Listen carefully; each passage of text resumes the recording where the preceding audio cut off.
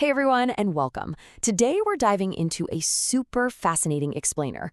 We're going to take a quirky, everyday habit, one that you or maybe someone you know literally does all the time, and we're going to flip it on its head. We're reframing this from just a simple social tic into a deeply complex psychological defense mechanism. So get ready, because the way you view a simple "I'm sorry" is about to completely change.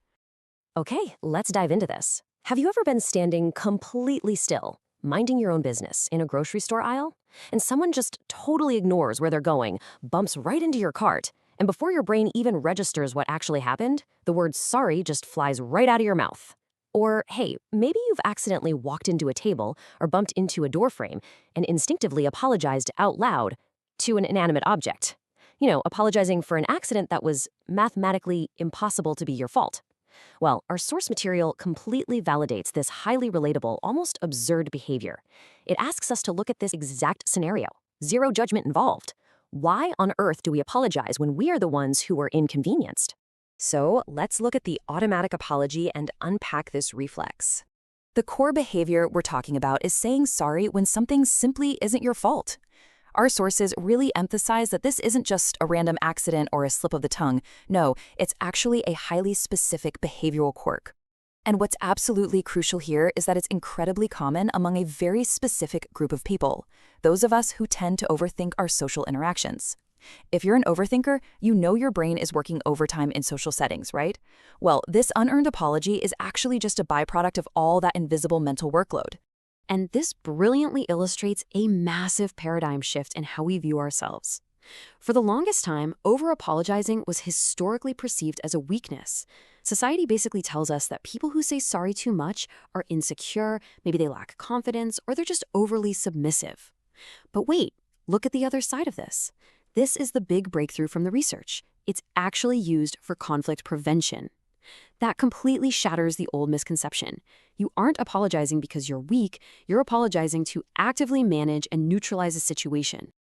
Which brings us to what's known as social scanning, or the science of the sorry. Now, what's really interesting about this slide is the precise definition we're given. Social scanning is a sophisticated psychological mechanism used to monitor the environment and prevent conflict. Notice that word, sophisticated. The over-apologizer's brain is basically acting like a giant radar dish, constantly sweeping the room, monitoring the environment, and reading the emotional temperature of everyone around them. It is a highly proactive strategy designed to stop conflict before it even has a chance to materialize. It's definitely not a character flaw, it's honestly more like a hyper-vigilant superpower of social awareness.